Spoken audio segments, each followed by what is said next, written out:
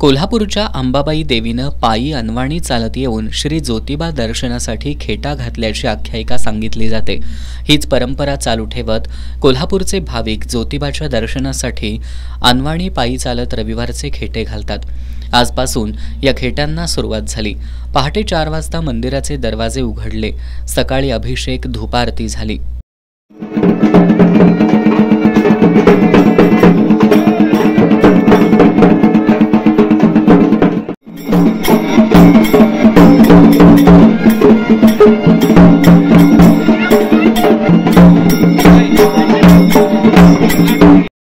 पहिल्या खेट्यासाठी कोल्हापूर, वडणगे, निगवे, कुशिरे, गायमुख मार्गे ज्योतिबा मंदिरात भाविक चालत आले होते।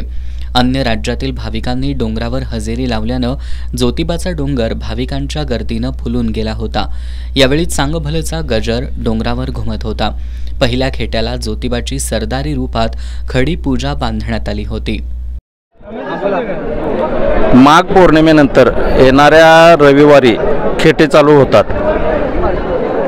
महालक्ष्मीनं यापूर्वी कोल्हापूरपासून ज्योतिबा मंदिरापर्यंत अनवाणी चालत येऊन श्रींचं दर्शन घेतलं होतं। तेव्हापासून ही प्रथा चालू आहे।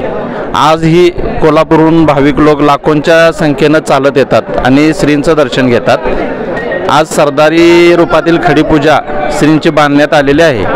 त्या दर्शनासाठी लाखो भाविक आज ज्योतिबा डोंगरावरती हजर आहेत।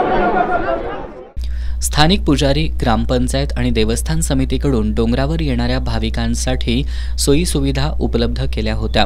ज्योतिबा डोंगरावर दर्शनासाठी येणाऱ्या भाविकांनी प्रशासनाला सहकार्य करण्याचं आवाहन ज्योतिबा देवस्थानचे व्यवस्थापक धैर्यशील तिवले यांनी केलं। श्री केदारलिंग देवस्थान वाडी रत्नागिरी खेटे यात्रा आज दिनांक 16/2/25 पासून सुरू झाले असून यावर्षी देवाचे 4 खेटे येत आहेत।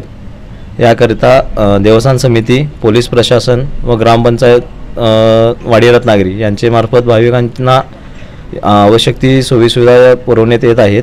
तरी भाविकांनी दर्शनाला प्रशासनास सहकार्य करावे ही विनंती। दरम्यान आज विधानसभेचे सभापती राहुल नार्वेकर यांनी ज्योतिबा देवाचे दर्शन घेतलं।